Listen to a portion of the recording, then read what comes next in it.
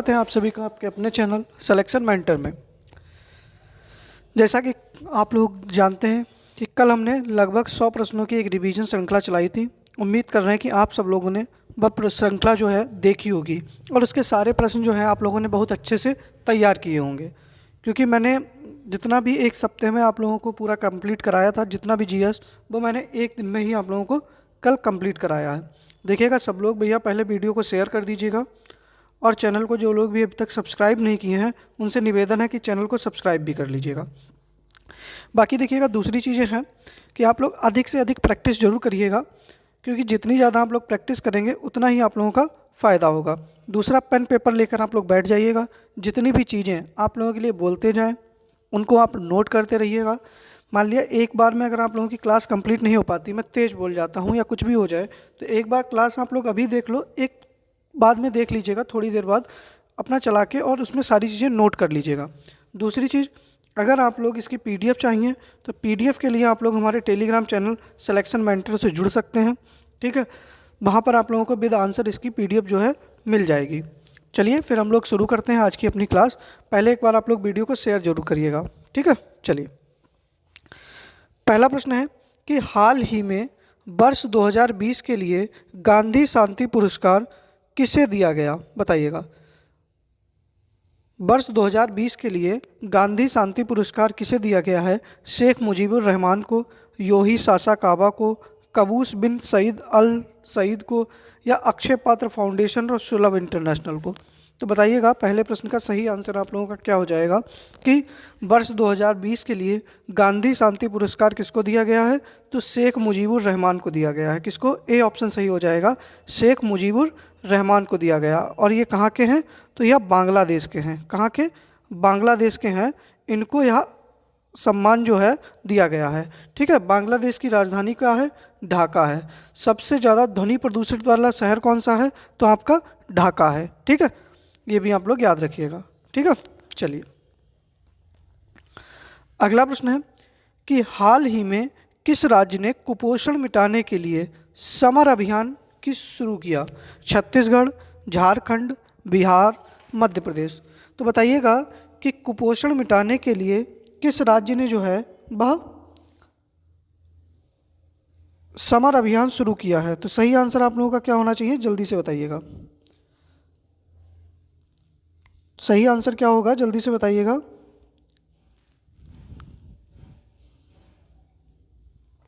तो सही आंसर क्या हो जाएगा?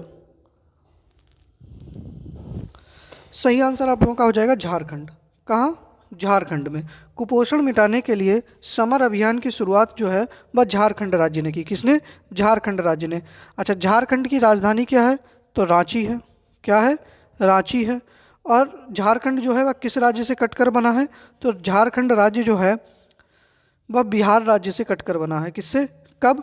15 नवंबर 2000 2000 को, ठीक है। और 15 नवंबर को हम कौन सा दिवस मनाते हैं? तो जनजातीय गौरव दिवस मनाते हैं। किसकी स्मृति में? बताइएगा किसकी स्मृति में मनाया जाता है जनजातीय दिवस? किसकी स्मृति में? बिरसा मुंडा की। किसकी? बिरसा मुंडा की, ठीक है। अच्छा, झारखंड में एक कोई राष्ट्रीय उद्यान है, उसका नाम बताइएगा। झारखंड में अगर कोई राष्ट्रीय उद्यान है तो उसका नाम बताइएगा। क्या नाम है उसका? बेतला राष्ट्रीय उद्यान। क्या नाम है? बेतला राष्ट्रीय उद्यान, ठीक है। ये कहाँ पर है आप लोगों के? झारखंड के अंदर स्थित है, ठीक है। चलिए, अच्छा, हुंडरू जलप्रपात कहाँ पर है? तो स्वर्ण रेखा नदी पर। कहाँ पर है? झारखंड के अंदर ही स्थित है। ये इसको भी आप लोग याद रखिएगा। चलिए आगे बढ़ते हैं अगले प्रश्न के ऊपर। बी ऑप्शन सही हो जाएगा। तीसरा प्रश्न है कि सुरक्षा कवच 2 भारतीय सेना मतलब सुरक्षा कवच 2 यह एक सैन्य अभ्यास का नाम है जो कि भारतीय सेना और किस राज्य की पुलिस के मध्य होता है। मतलब देखो, भारतीय सेना इसमें भाग लेती है और किस राज्य की पुलिस जो है वह भी भाग लेती है। जल्दी से आप लोग बताइएगा सही आंसर आप लोगों का क्या हो जाएगा कि आंध्र प्रदेश है, तमिलनाडु है, पंजाब है, या महाराष्ट्र है? बताइएगा सही आंसर आप लोगों का क्या होना चाहिए, जल्दी से बताइएगा। तो सही आंसर हो जाएगा महाराष्ट्र। क्या हो जाएगा? महाराष्ट्र की पुलिस और भारतीय सेना मिलकर कौन सा संयुक्त अभ्यास करते हैं? तो सुरक्षा कवच करते हैं। ठीक है, चलिए, महाराष्ट्र की राजधानी क्या है? तो मुंबई है। क्या है? मुंबई है। अच्छा ठीक है, मुंबई को क्या कहा जाता है? भारत की आर्थिक राजधानी कहा जाता है। क्या कहा जाता है? भारत की आर्थिक राजधानी कहा जाता है। मुंबई किस द्वीप पर स्थित है? तो मुंबई सालसेट द्वीप पर स्थित है। किस पर स्थित है? सालसेट द्वीप पर स्थित है। अच्छा, महाराष्ट्र के अंदर कौन सी झील है? तो महाराष्ट्र के अंदर कौन सी झील है? लोनार झील है। कौन सी है? लोनार झील है। यहाँ पर एक टाइगर रिजर्व है जिसका नाम क्या है? तडोबा टाइगर रिजर्व है। क्या है? तडोबा टाइगर रिजर्व है।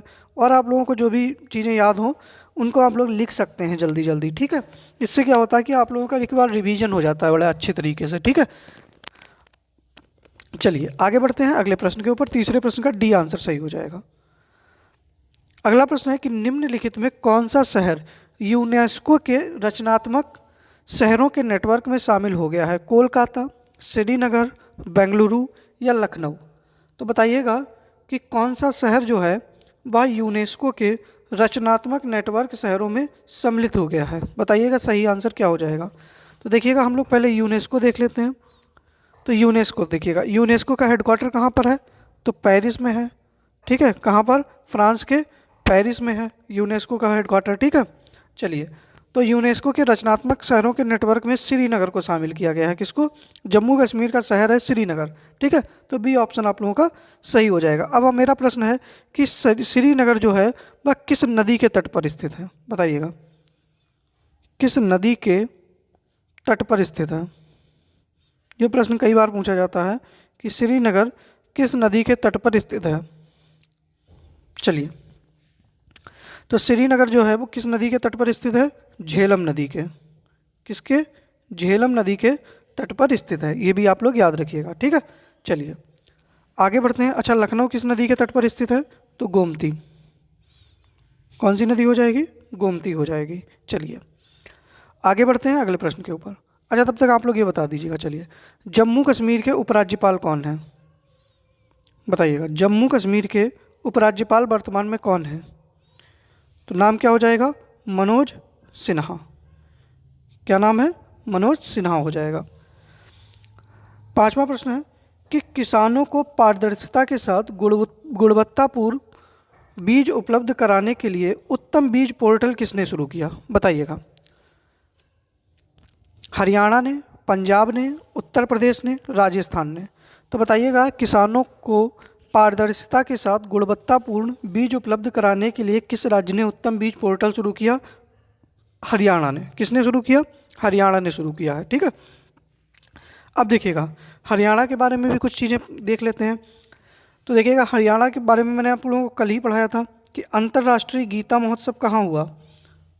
अंतर्राष्ट्रीय गीता महोत्सव, तो मैंने आप लोगों को बताया था कहाँ हुआ था? हरियाणा में ही हुआ था। ठीक है, और इस गीता महोत्सव का फोकस देश कौन सा था? तो इसका फोकस देश कौन सा था? तो आपका नेपाल था। कौन था? नेपाल था। और राज्य कौन सा था? फोकस राज्य कौन सा था? तो फोकस राज्य कौन सा था? मध्य प्रदेश था। कौन सा था?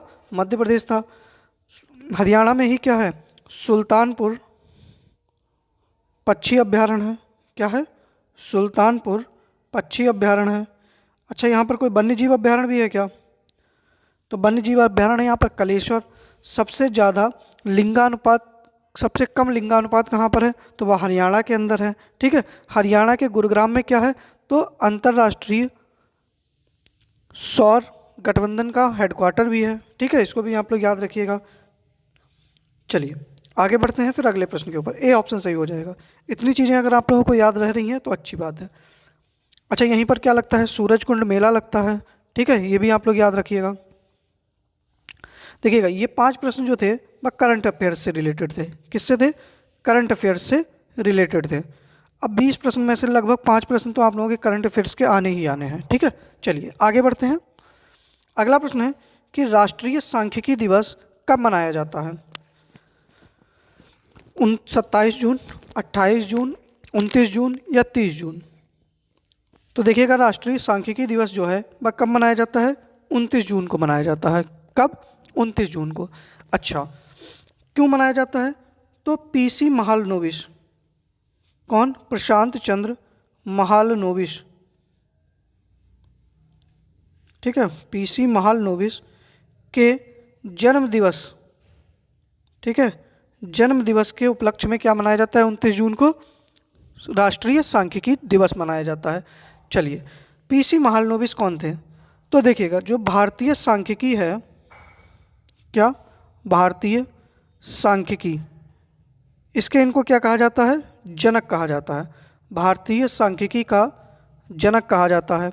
दूसरी चीज, भारतीय सांख्यिकी संस्थान कहाँ स्थित है? भारतीय सांख्यिकी संस्थान कहाँ पर स्थित है? तो भारतीय सांख्यिकी संस्थान जो है वह आपका कोलकाता में स्थित है। कहाँ पर? कोलकाता में स्थित है। अच्छा, दूसरी चीज़, पीसी महालनोबिस जी जो थे, इन ये सेकेंड ईयर जो 5 ईयर प्लान था, ठीक है, सेकेंड 5 ईयर प्लान जो था वह किसकी अध्यक्षता में आया था? तो पीसी महालनोबिस मॉडल पर ही आधारित था। इसको भी आप लोग याद रखिएगा, ठीक है। अब अगर आपसे पूछ लिया जाए कि राष्ट्रीय तो सांख्यिकी दिवस कब मनाया जाता है? 29 जून को। लेकिन हम आपसे पूछ लिया जाए कि विश्व सांख्यिकी दिवस कब मनाया जाता है? जल्दी से बताइएगा, किसी को पता हो कि विश्व सांख्यिकी दिवस कब मनाया जाता है? तो विश्व सांख्यिकी दिवस मनाया जाता है 20 अक्टूबर को। कब मनाया जाता है? 20 अक्टूबर को मनाया जाता है। देखिएगा, एक प्रश्न से मैं आप लोगों के लिए इतने पॉइंट निकाल के दे रहा हूँ, ठीक है। इसका स्क्रीनशॉट ले लीजिएगा, अगर नहीं लिख पा रहे हैं आप लोग, फिर हम लोग आगे बढ़ते हैं, ठीक है। चलिए, सही आंसर क्या हो जाएगा? C option. अब देखिएगा, एक चीज़ आप लोग और बताइएगा, जैसे कि 29 जून को तो राष्ट्रीय सांख्यिकी दिवस, 29 जुलाई को कौन सा दिवस मनाते हैं? और 29 अगस्त को भी कोई दिवस मनाया जाता है। तो भाई दोनों, ये भी 29 से रिलेटेड हैं, तो इनको भी याद रख लीजिएगा।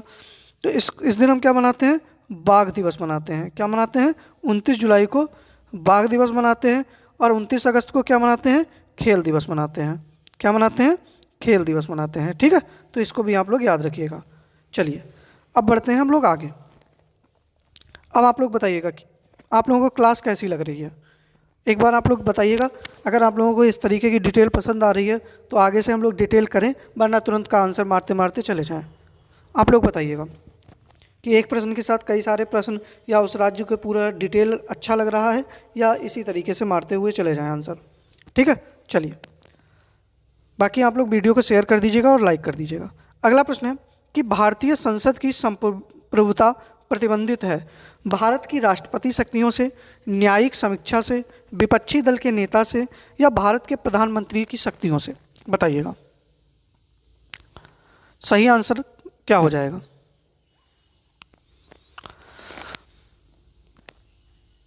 देखिएगा, प्रश्न है कि भारतीय संसद की संप्रभुता प्रतिबंधित है। क्या है? प्रतिबंधित है। तो भैया प्रतिबंधित किससे है? न्यायिक समीक्षा से।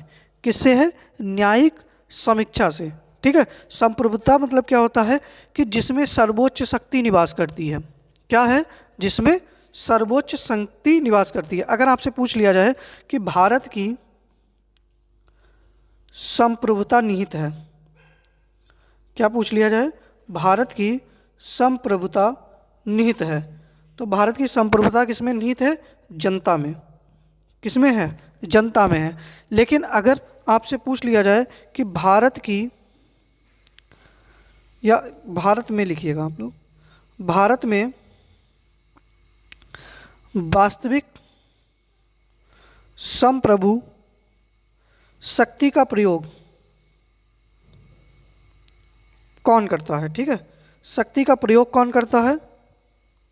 तो भैया कौन करता है? संसद करती है, ठीक है। कौन करता है? संसद के द्वारा किया जाता है, ठीक है। हालांकि भारत की संप्रभुता निहित किसमें है? जनता, क्योंकि भारत में सबसे ऊपर क्या है? जनता है। लेकिन भैया प्रयोग कौन करता है? आप लोग भी देखते हो, हम लोग बस वोट दे देते हैं, बाकी बाद में कौन हमारे ऊपर रूल करता है? सांसद महोदय। पहले वो पैर छूते हैं, बाद में अपने लोग पैर छूते हैं, वो सुनते नहीं है बाद में, ठीक है। तो बाकी 7वें प्रश्न का सही आंसर क्या हो जाएगा? बी ऑप्शन आप लोगों का सही हो जाएगा। चलिए, अगला प्रश्न है कि शिशु वध प्रतिबंध अधिनियम किस गवर्नर जनरल के काल में आया? बेलेजली, विलियम बेंटिक, कैनिंग, या नॉर्थबुक? मतलब आपसे प्रश्न ऐसे भी बन सकता है कि शिशु हत्या पर प्रतिबंध ठीक है, आपसे प्रश्न बन सकता है कि शिशु हत्या पर प्रतिबंध किस गवर्नर जनरल के काल में आया या किस वर्ष आया, ये भी आप लोगों से पूछ सकता है। तो देखिएगा, सबसे पहले तो शिशु प्रतिबंध अधिनियम जो था वो आया कब था, जल्दी से बताइएगा। तो देखिएगा, ये इसकी चीज़ें चली थी 1785 से चलकर 1804 तक। कब? 1804। हुआ क्या था, 1785 के बंगाल नियम जो आया था उसके द्वारा 1804 में इसको समाप्त किया गया था। ठीक है, कब? 1804 में। तो देखिएगा, ये किसके शासनकाल में आया था, तो बेलेजली के। किसके? बेलेजली के शासनकाल में ये आया था। अच्छा, विलियम बेंटिक ने क्या किया था, तो सती प्रथा का अंत किया था। किसका? सती प्रथा का अंत किया था। और यह किसने कब किया था, तो 1829 में।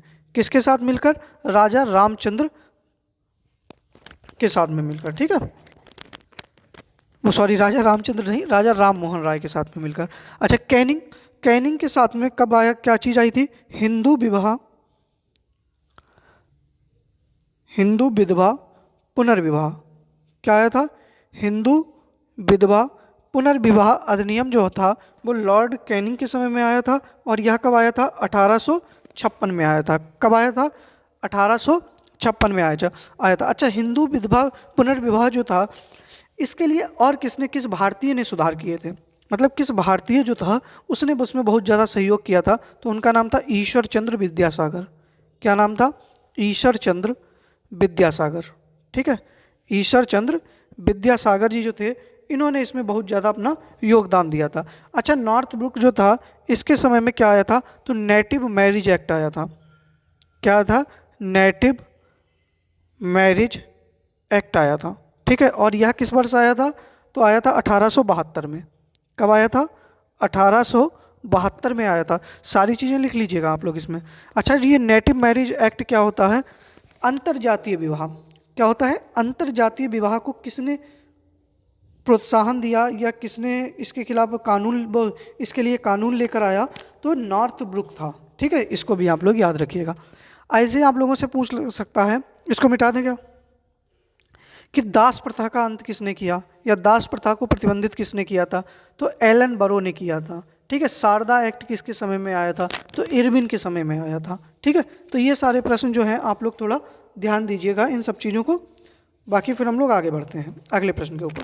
ठीक है, इतना सारा आप लोग स्क्रीनशॉट ले लीजिएगा या नोट कर रहे हो तो नोट कर लीजिएगा। आगे बढ़ते हैं, सही आंसर हो जाएगा ए ऑप्शन। अगला प्रश्न है कि हिंदुस्तान रिपब्लिक एसोसिएशन की स्थापना किसने की, बताइएगा। बी.डी. सावरकर ने, सचिंद्र सान्याल ने, चंद्रशेखर आज़ाद ने, सूर्य सेन ने। तो बताइएगा कि हिंदुस्तान रिपब्लिक एसोसिएशन की स्थापना जो है वह किसने की। तो देखिएगा, बी.डी. सावरकर जी जो थे, इन्होंने क्या बनाया था, एक मित्र मेला नाम का। देखिएगा, ये जो भारतीय क्रांतिकारी थे, इन्होंने संगठन बनाए थे। ठीक है, संगठन बनाए थे। तो देखिएगा, सबसे पहले बी.डी. सावरकर ने क्या बनाया था, मित्र मेला बनाया था। क्या बनाया था, मित्र मेला बनाया था।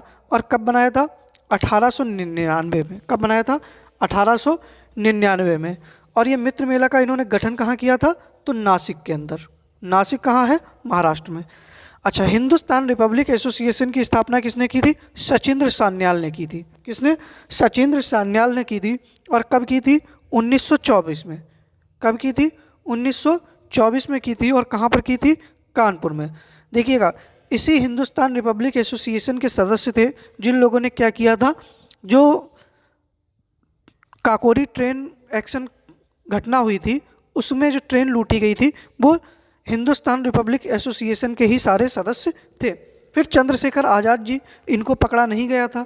इन्होंने जाकर क्या बना दिया, इन्होंने बना दिया हिंदुस्तान, इन्होंने इस पार्टी का गठन किया जिसका नाम लिख लीजिएगा, हिंदुस्तान सोशलिस्ट रिपब्लिकन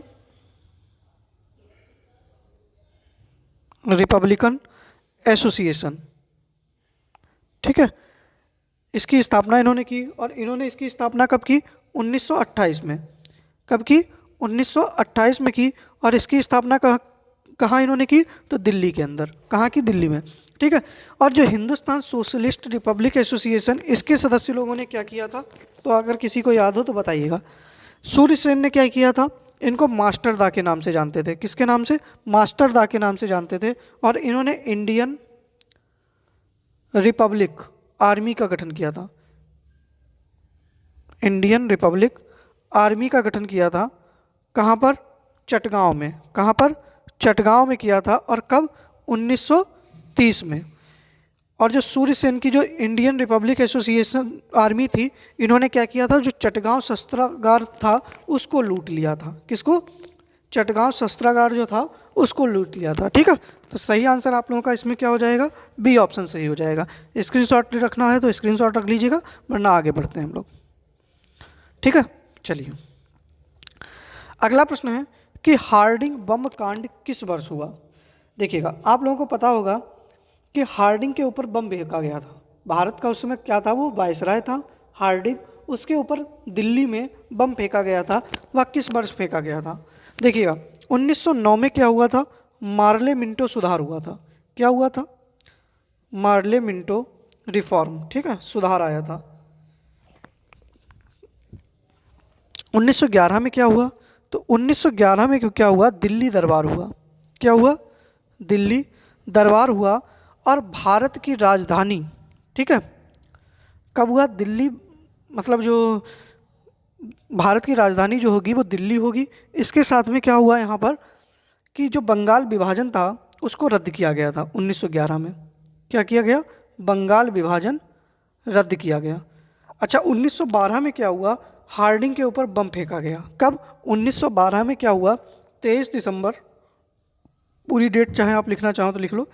23 दिसंबर 1912 को क्या हुआ कि जब कलकत्ता से दिल्ली राजधानी ट्रांसफ़र हो रही थी, तो जो लॉर्ड हार्डिंग था ना, वो अपना मार शाही राजवंश के साथ एक जुलूस में जा रहा था, मार हाथी पे बैठ के वो।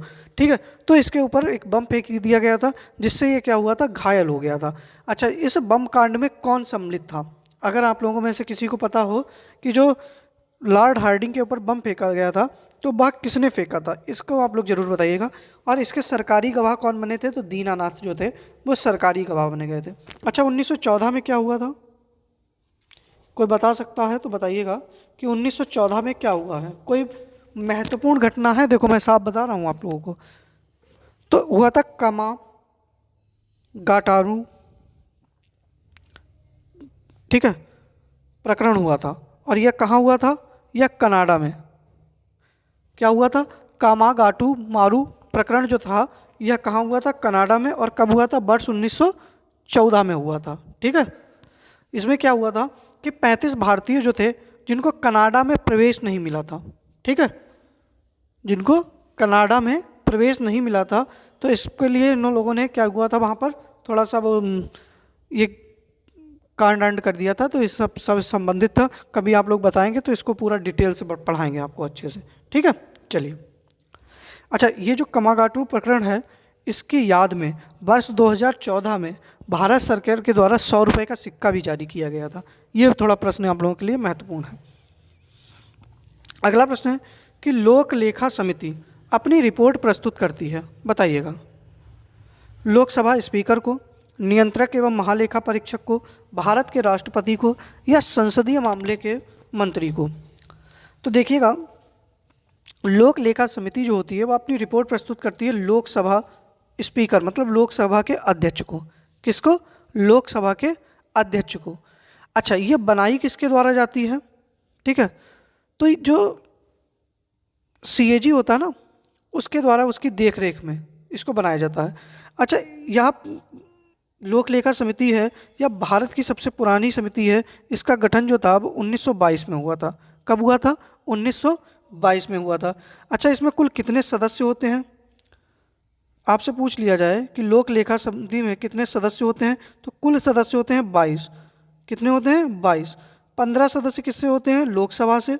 और 7 सदस्य किससे होते हैं? तो वो किससे होते हैं? राज्यसभा से। ठीक है, इसको भी आप लोग याद रखिएगा। अच्छा, लोक लेखा समिति का जो अध्यक्ष कौन होता है? लोक लेखा समिति का अध्यक्ष कौन होता है? तो विपक्ष का नेता। कौन होता है? विपक्ष का नेता जो होता है वो लोक लेखा समिति का अध्यक्ष होता है। वर्तमान में लोक लेखा समिति का अध्यक्ष कौन है, जल्दी से बताइएगा। वर्तमान में लोक लेखा समिति का अध्यक्ष कौन है, आप लोग जल्दी से इसको कमेंट बॉक्स में बताइएगा। नहीं याद है तो आप लोग इसको सर्च करके फिर बताइएगा, ठीक है। अच्छा, जो विपक्ष का नेता अध्यक्ष बनाया जाता है, इसको नियुक्त कौन करता है, तो इसको नियुक्त करता है लोकसभा का अध्यक्ष। कौन करता है, लोकसभा का अध्यक्ष करता है। सही आंसर ए हो जाएगा। आगे बढ़ते हैं अगले प्रश्न के ऊपर। 12वां प्रश्न है कि निम्नलिखित में सुमेलित नहीं है। पहला जैविक राज्य सिक्किम है, प्रथम ग्रीन विलेज के खानोम है, प्रथम पॉलिनेटर पार्क भागलपुर में बनाया गया, या पहला मास गार्डन नैनीताल में। तो बताइएगा सही आंसर आप लोगों का कौन सा नहीं है, कि मतलब कौन सा एक सुमेलित नहीं है। तो सही आंसर आप लोगों का क्या होना चाहिए। तो देखिएगा, पहला जैविक राज्य सिक्किम है, बिल्कुल सही बात है। पहला ग्रीन विलेज खानोम नागालैंड, ठीक है। पहला पॉलिनेटर पार्क जो है वह भागलपुर में नहीं बनाया गया। पहला पॉलिनेटर पार्क जो है आप लोग सही लिख लीजिएगा, हल्द्वानी में बनाया गया। कहाँ पर, हल्द्वानी उत्तराखंड में। और भागलपुर में क्या बनाया गया, पहला कछुआ पुनर्वास केंद्र। पढ़ा है ना, फर्स्ट कछुआ पुनर्वास केंद्र, ठीक है, पुनर्वास केंद्र। तो कौन सा भैया गलत है, और पहला मास गार्डन नैनीताल में। तो गलत कौन सा है, सी ऑप्शन आप लोगों का गलत है। लिख लीजिएगा, पहला पॉलिनेटर पार्क जो है वह हल्द्वानी में बनाया गया, और भागलपुर में क्या बनाया गया है, तो पहला कछुआ पुनर्वास केंद्र बनाया गया है, ठीक है। चलिए, उम्मीद कर रहे हैं कि ये सब आप लोग लिख लिए होंगे। 13वां प्रश्न है कि भारत की सबसे युवा लोकसभा सदस्य हैं। देखिएगा, इतने प्रश्न मैं आप लोगों को करा रहा हूँ, आप ये मत सोच के रखिएगा कि ये 20 प्रश्न हैं। आप ये देखिएगा इन 20 प्रश्नों से कितने अधिक प्रश्न बन रहे हैं, ठीक है। तो देखिएगा, भारत की सबसे युवा लोकसभा सदस्य हैं, बताइएगा। देखिएगा, आपसे प्रश्न पूछा जाएगा कि पहली आदिवासी महिला गवर्नर, पहली आदिवासी मतलब एसटी, ठीक है, महिला राज्यपाल तो कौन थी, द्रौपदी मुर्मू जी ही थी। और अगर राष्ट्रपति भी पूछ ले तब भी कौन है, तब भी यही बनी है। कि पहली आदिवासी महिला राज्यपाल या राष्ट्रपति कौन बनी, द्रौपदी मुर्मू जी। भारत की सबसे युवा लोकसभा सदस्य बनी है चंद्राणी मुर्मू। कौन बनी है, चंद्राणी मुर्मू। और ये कहाँ से हैं, तो यह उड़ीसा से। कहाँ से हैं, उड़ीसा से यह लोकसभा सांसद हैं। क्या हैं, उड़ीसा से लोकसभा सांसद हैं, ध्यान दीजिएगा। आर्या राजेंद्रन क्या हैं, यह सब देश की सबसे युवा, क्या है, देश की सबसे युवा मेयर हैं। और कहाँ की हैं ये, तो तिरुवनंतपुरम की। मतलब तिरुवनंतपुरम कहाँ पर है, जल्दी से बताइएगा, तिरुवनंतपुरम की। और तिरुवनंतपुरम कहाँ पर है, तो केरल में। और आयशा अजीज भी किसी ना किसी से संबंधित है। तो आयशा अजीज जी जो हैं ये सबसे ज़्यादा युवा पायलट हैं। क्या हैं, युवा महिला पायलट हैं। और ये कहाँ की हैं, तो यह जम्मू कश्मीर की हैं। कहाँ की हैं, जम्मू कश्मीर की हैं, ठीक है। चलिए, तो सही आंसर इसका क्या हो जाएगा, बी ऑप्शन आप लोगों का सही हो जाएगा। चलिए आगे बढ़ते हैं अगले प्रश्न के ऊपर। 14वां प्रश्न है कि निम्न में से कौन सा बंदरगाह पूर्वी तट पर नहीं स्थित है, कोलकाता, पारादीप, विशाखापत्तनम, नावा शेवा। तो देखिएगा, ये हमारा कुछ भारत का नक्शा है। इसको हम लोग क्या कहते हैं, पूर्वी तट कहते हैं। क्या कहते हैं, पूर्वी तट कहते हैं। और इसको हम लोग क्या कहते हैं, पश्चिमी तट कहते हैं। क्या कहते हैं, पश्चिमी तट कहते हैं। तो देखिएगा, कलकत्ता आपका किधर है, पूर्वी तट पर। पारादीप उड़ीसा में है, यह भी कहाँ पर है, आपका पूर्वी तट पर है। और विशाखापत्तनम आंध्र प्रदेश में है, यह भी पूर्वी तट पर स्थित है। लेकिन नावा शेवा आपका कहाँ पर है, या पश्चिमी तट में मुंबई में स्थित है। कहाँ पर, मुंबई, मतलब महाराष्ट्र के अंदर नावा शेवा स्थित है। और इसका नाम बदल कर क्या कर दिया गया है, जवाहरलाल नेहरू पोर्ट। क्या कर दिया गया है, जवाहरलाल नेहरू पोर्ट कर दिया गया है, ठीक है। चलिए, तो सही आंसर डी हो जाएगा, आप लोग ध्यान दीजिएगा, ठीक है। तो डी ऑप्शन आप लोगों का बिल्कुल सही हो जाएगा, ठीक है।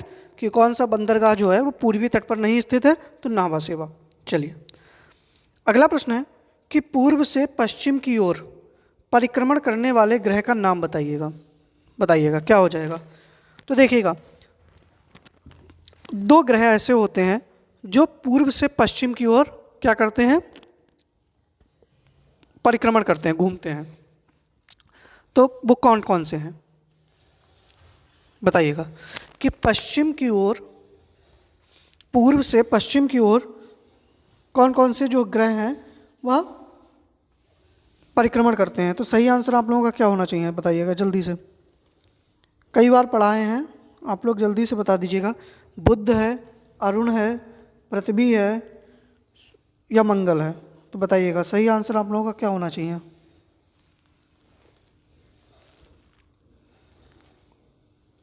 तो कौन सा हो जाएगा, अरुण हो जाएगा।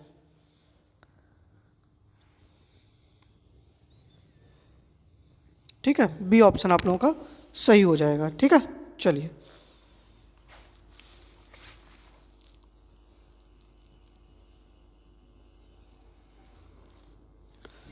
अच्छा, दूसरा कौन सा होता है, दो करते हैं ना, एक शुक्र करता है और एक कौन करता है, अरुण करता है। ठीक है, शुक्र और अरुण, मतलब एक होता है वीनस और ये क्या हो जाएगा, तो ये यूरेनस। ठीक है, क्या हो जाएगा, यूरेनस हो जाएगा। याद रख सकते हैं आप लोग कि यूबी, क्या यूबी पप्पू नहीं है, यूबी पप्पू नहीं है। तो यू से क्या हो जाएगा, यूरेनस, बी से हो जाएगा वीनस, पा से हो जाएगा पश्चिम, सॉरी पूरब, और ई से हो जाएगा पश्चिम, और नहीं है मतलब ये परिक्रमण नहीं करते हैं। चाहे तो आप लोग ट्रिक बना सकते हैं, बाकी बी ऑप्शन सही हो जाएगा। अगला प्रश्न है कि भारत के किस राज्य में सर्वप्रथम जीएसटी लागू किया गया था बताइएगा। तो देखिएगा जीएसटी है किसमें, तो जीएसटी काउंसिल किसमें है। 101वें संविधान संशोधन के द्वारा क्या किया गया, भारत में जीएसटी लागू किया गया। जीएसटी काउंसिल किसमें है, तो आर्टिकल 279A में। कौन सा है, अनुच्छेद 279 ए में क्या है, जीएसटी काउंसिल है। सबसे पहले किस राज्य में लागू किया गया, असम में, और सबसे अंत में किस राज्य में लागू किया गया, तो जम्मू कश्मीर में। इसको भी याद रख लीजिएगा आप लोग। ठीक है, किसमें, जम्मू कश्मीर में। भारत में जीएसटी जो लागू हुई किस समिति की सिफारिश पर लागू हुई, भारत में जीएसटी किस समिति की सिफारिश पर लागू हुई, और जीएसटी जो है इसका बिल किसने तैयार किया था, जीएसटी का बिल का जो प्रारूप है, ठीक है, यह किसने तैयार किया था, जल्दी से बताइएगा। तो समिति कौन सी थी, विजय केलकर समिति। कौन सी थी, विजय केलकर समिति। ठीक है, और बिल किसने तैयार किया था, इसका प्रारूप मतलब असीम दास गुप्ता ने। किसने, असीम दास गुप्ता ने। और कौन सा संविधान संशोधन था, तो 101वां संविधान संशोधन है। ठीक है, ध्यान रखिएगा 101वां संविधान संशोधन है।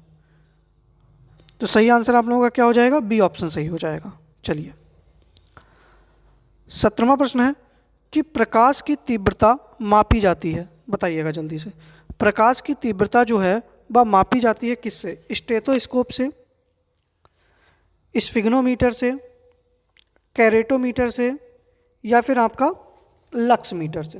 तो बताइएगा सही आंसर आप लोगों का क्या हो जाएगा कि प्रकाश की तीव्रता जो है वह किस यंत्र से मापी जाती है। तो देखिएगा स्टेथोस्कोप से हम लोग क्या करते हैं, हृदय की ध्वनि,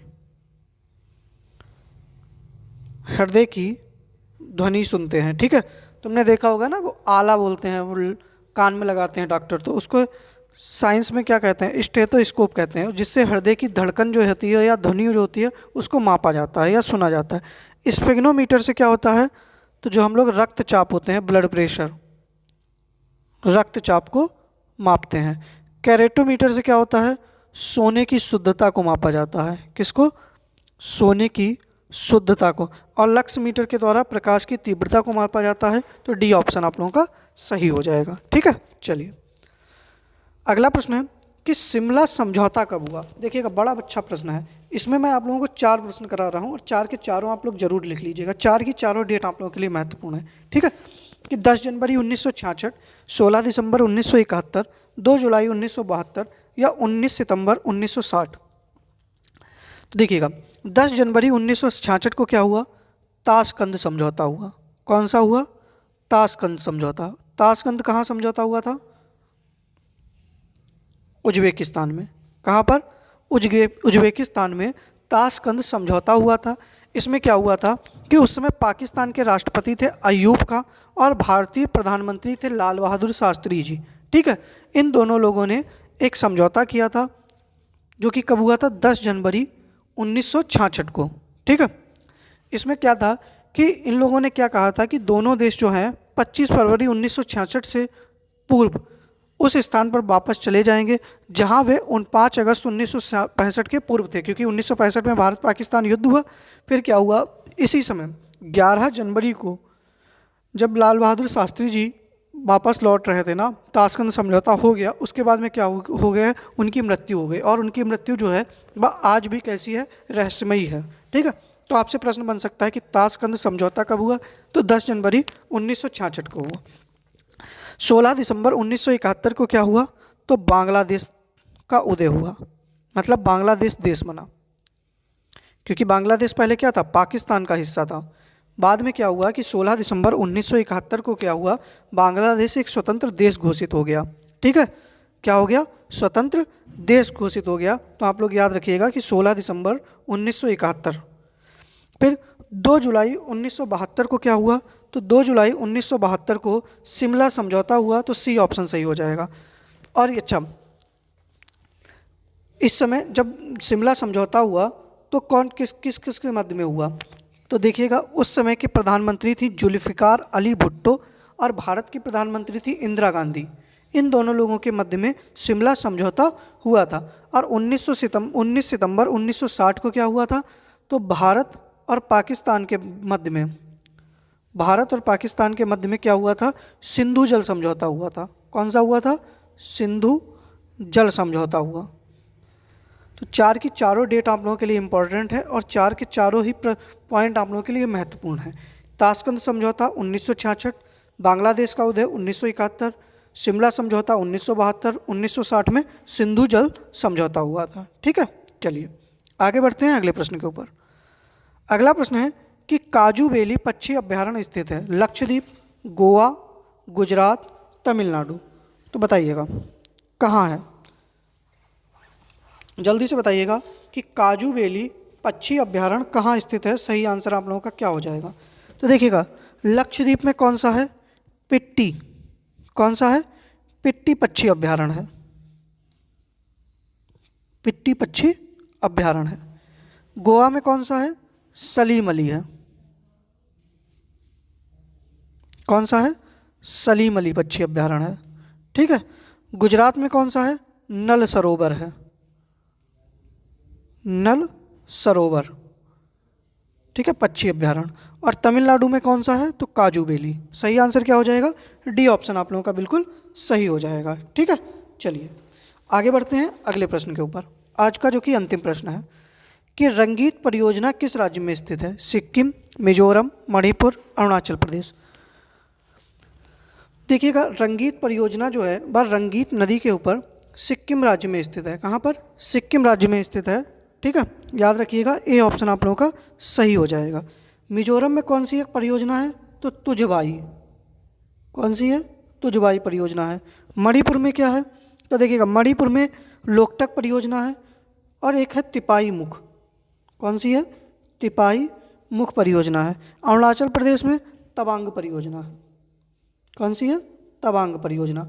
तवांग अभी चर्चा में है, ये भी आप लोग याद रखिएगा, क्योंकि भारत चीन के बीच में अभी जो एक समस्या उत्पन्न हुई है तो वो अरुणाचल प्रदेश के तवांग में ही हुई है।